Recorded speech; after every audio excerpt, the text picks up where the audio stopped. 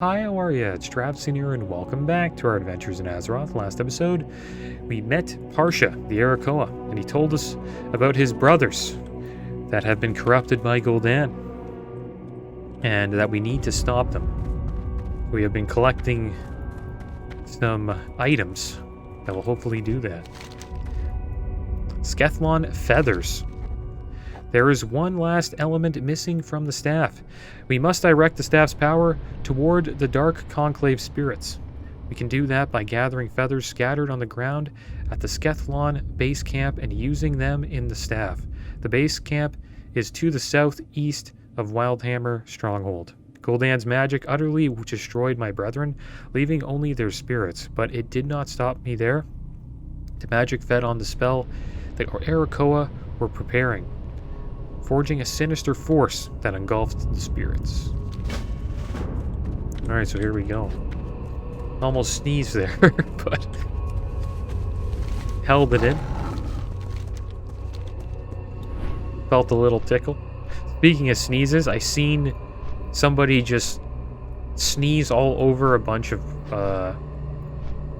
items at Walmart. I was at Walmart, and the Walmart employee was there, I don't know, scanning stuff, and the guy just lets out a sneeze. Like, I don't know if he just didn't have the reaction time to get his hand over his face, but the guy just went all out on some produce, and it was just, not produce, but like products, like some boxed products, and I was just like, oh man, this is brutal.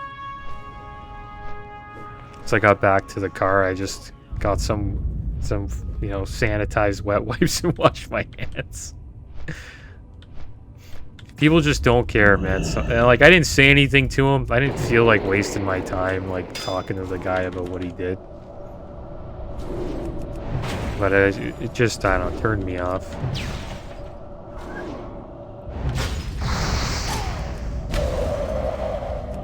It wasn't a young guy. It was like maybe like a middle-aged guy.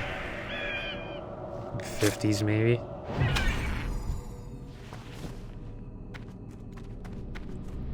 Yeah, I don't know. It's early in the morning though, so I don't know. Maybe just tired. I don't know. It was gross. It was brutal.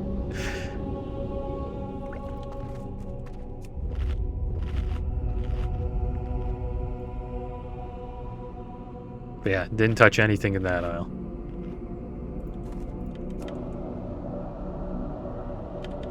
He didn't notice me because I was behind him. I think he thought he was in the aisle by himself. But yeah, you gotta watch out out there. Make sure you wash your hands when you get out, because you never know. But how can you avoid it? You know what I mean? If the items have all that stuff on it, like, just, you can't avoid it. You bring it into your house, just sits there. You pick it up to use it.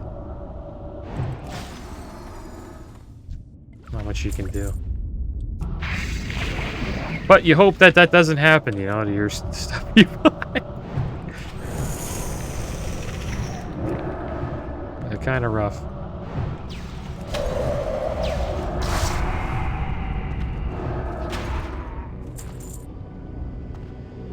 So here's the feathers here. It shouldn't be too bad of a quest. And let's get a bite to eat going. We'll get some more spirits, so our mana regen's a little higher. A little bit more stamina as well. And then we'll do an evocate.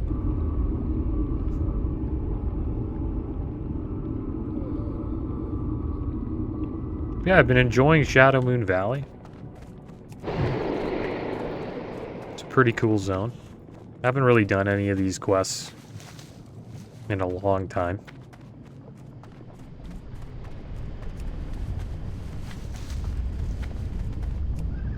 Oh, got some birds on us.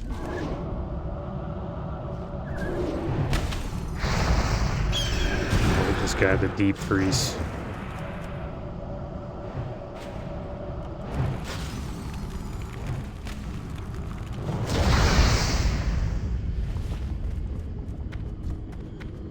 Seen an epic duel on YouTube wasn't a duel, but it was just like a world PvP fight. There's this rogue. I can't believe I forget the guy's name. But he's this guy on Twitch. He plays rogue. Like, he's been playing rogue for years. Yeah, PS Hero. That's his name, or Pashero. Some people, I think his name's PS Hero, and he's been playing a rogue for ages, and it's pretty damn good. His clips are awesome, and he had a recent clip where he was just mining, like getting some more, like mines, like mining some more, and some warrior comes down and just jumps on him. I think it might have been an arms warrior. And he got the jump on him, you know what I mean? So he was kind of losing the fight for a bit. So he decides to jump down. Like, they're on like this cliff, and he jumps down to like a second level of the cliff. Warrior follows him. And then he jumps up again, jumps off of the cliff down like a pretty far steep area. Hops on his goblin glider. And he's playing a combat rogue, or an outlaw rogue, what they call it in retail. And he hops on a goblin glider, just like glide down. Warrior follows him. he wants this kill bad. And while they're flying down, outlaw rogues have this ability where they can like shoot a gun at the player. So like while he's like flying down, he's like shooting the warrior. Warrior's taking damage, but he's also like healing up. And they get down and they have like this epic duel. It was awesome. It could have been like in a movie. Like it was just so cool, man. Recommend trying to find it. His name's PS Hero. It's probably one of his clips. It's like a 1-minute clip. Probably one of the coolest duels I've seen in a while.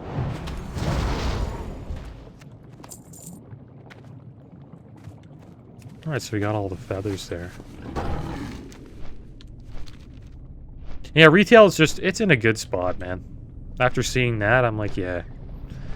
It's nice. It's nice to see there's people out in the world, you know, PvPing.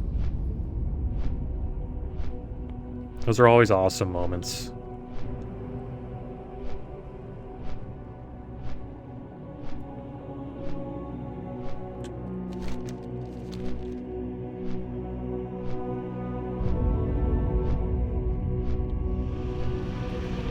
It's always fun to watch, like, players that are just really skilled at a class, just, like, masterfully play it.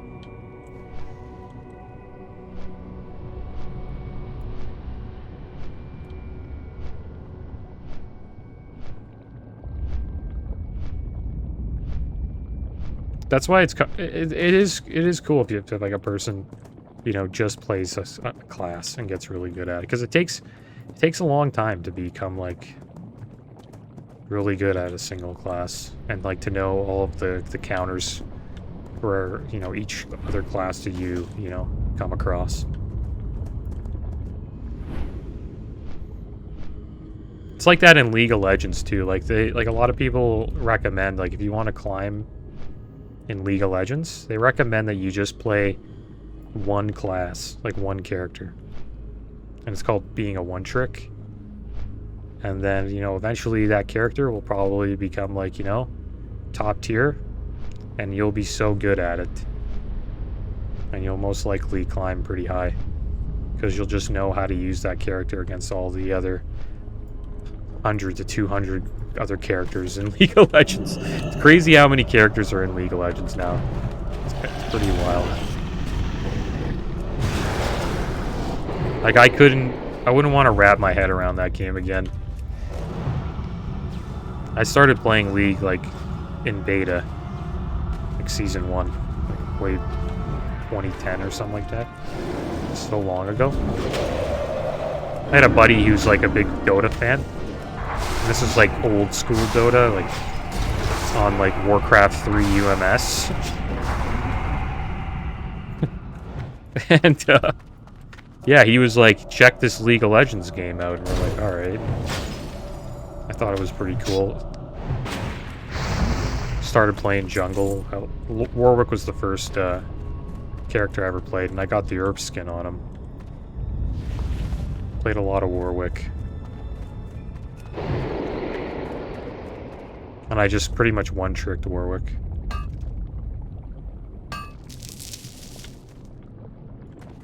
But the thing with me, man, I like to play a lot of different games, so like I never could climb to like a high level. I think the highest I've ever been was like Gold 1. Which is not that high. I have been master in StarCraft. StarCraft 1v1. Played a lot of that. StarCraft 2.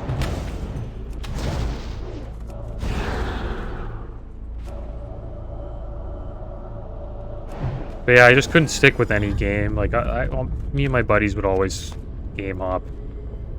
It's just more fun when you're gaming that way, though, when you play different games. Like, climbing ladder isn't fun all the time. It's usually pretty...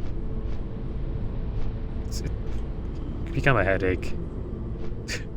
The funnest part of climbing ladder is when you just start playing again, and you're, like, consistently climbing, but once you hit that ceiling, and you actually have to, like, get better at the game, that's when a lot of people quit.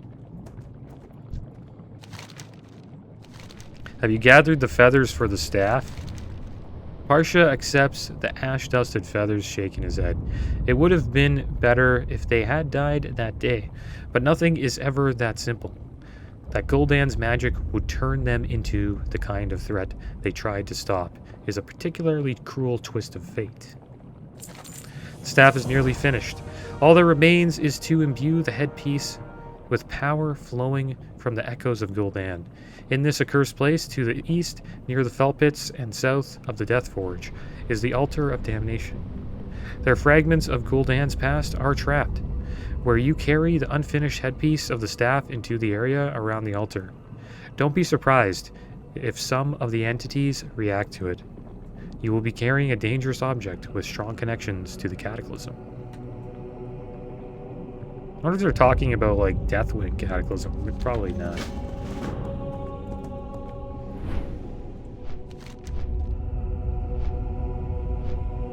Oh, there we go. We gotta go here.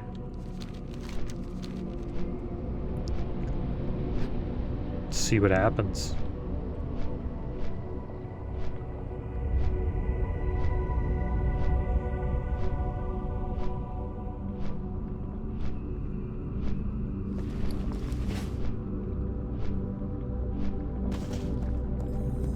Discover the Altar of Damnation. Is that Gul'dan, dude? Look at this. Badass. It's like an image of Gul'dan. Think of our younglings, Gul'dan. You will destroy us all. This looks messed up.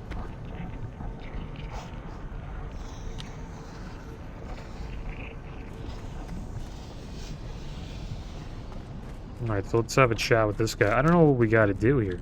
We witnessed it. Now what?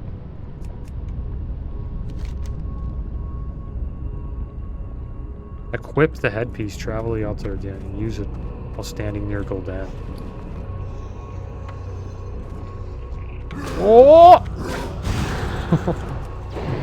Alright, here we go again. Dude, Gul'dan is a what the heck?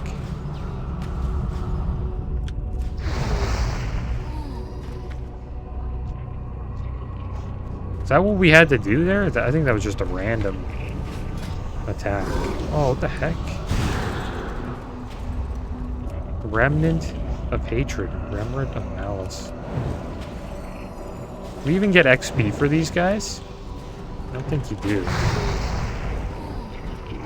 Alright, let's energize the headpiece.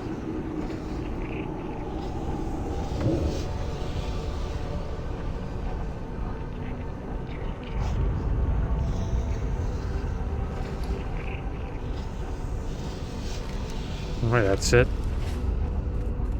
Alright, so we'll just continue this quest. Maybe we'll pick this up later. See what's going on.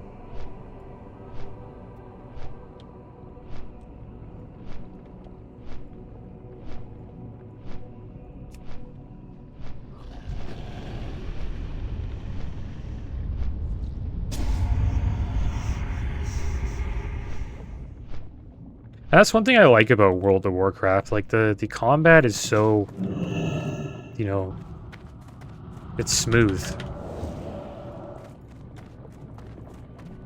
It's one thing I've always liked about it. Have you returned with the imbued headpiece? Oh my gosh, dude. This thing just comes out of nowhere. Okay, we're gonna huck you with a... Oh, damn it. Should have deep freezed.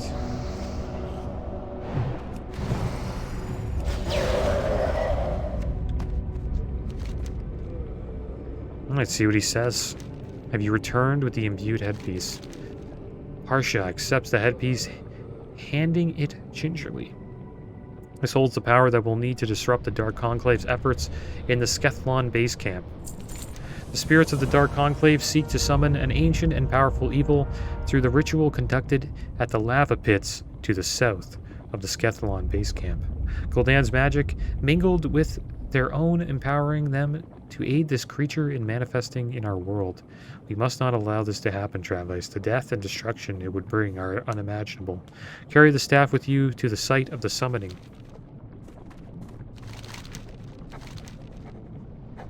And use its magic to stop the Dark Conclave for once and for all. And there we go, we got the staff. Now we have to disrupt the summoning. Which I'm not too sure where the heck that is. Is that at the spot where we like, used it?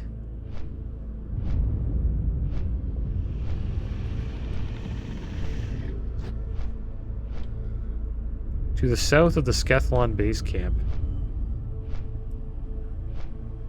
It's at the lava pits.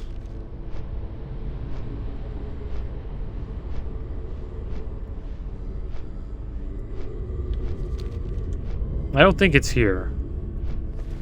Pretty sure.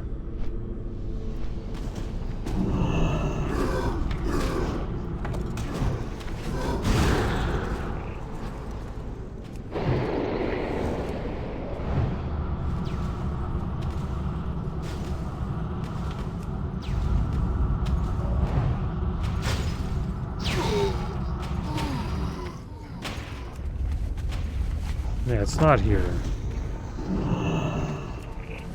It's at the lava pits. Which was around here, probably.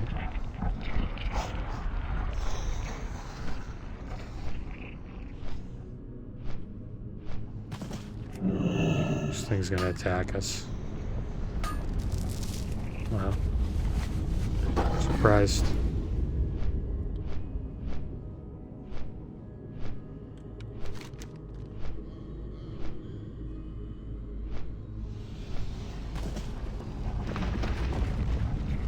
Oh, this is it. Oops. All the way down here.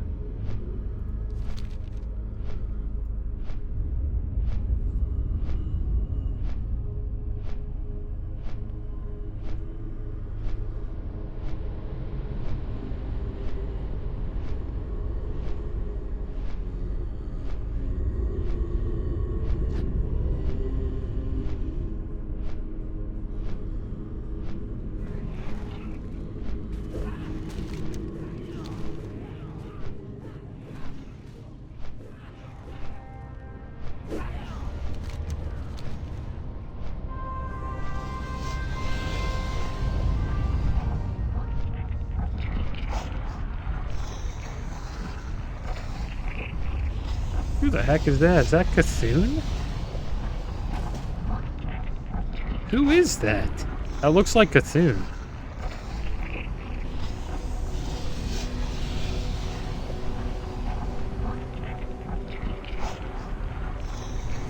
So I gotta use it here? Oh, what the heck?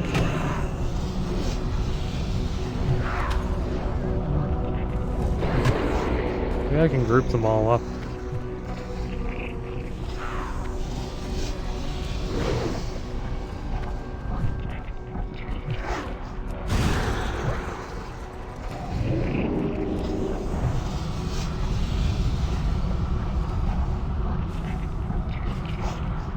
These guys don't give XP either.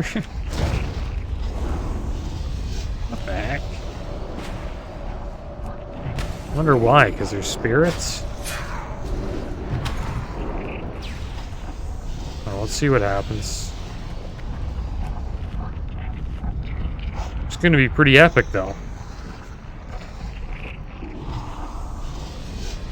Requires an unguarded... Yeah, here it is. And the Dark Clave summoning ritual. Yeah, they were summoning Cthulhu, it looks like. Well, not happening again.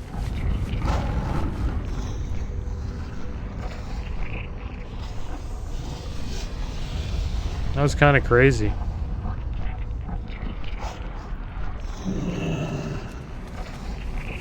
Actually, yeah, I was hoping to take like a screenshot of that. It's too bad it disappeared. I didn't know they were trying to summon Cthulhu. It looks like Cthulhu. I don't think that's like Yogg Saron or... It's not N'Zoth. That's for sure. For sure, it's Cthulhu.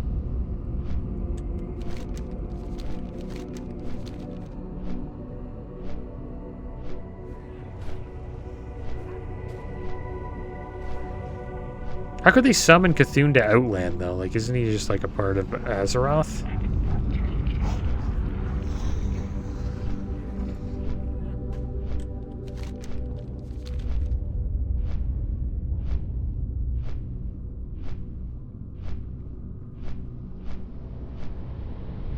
I hope he tells you who it is. Guess we're gonna have to fight, maybe. Unless we can find him on this road. There he is. They're gonna chase us? All the way here?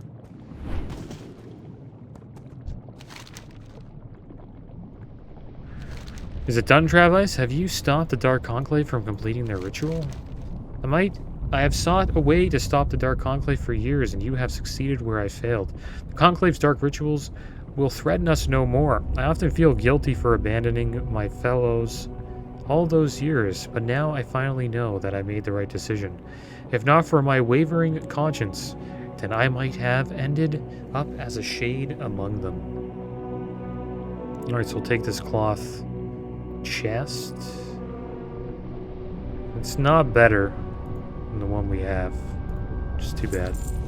But it is what it is. And there we go, guys. That is the end of the Parsha question.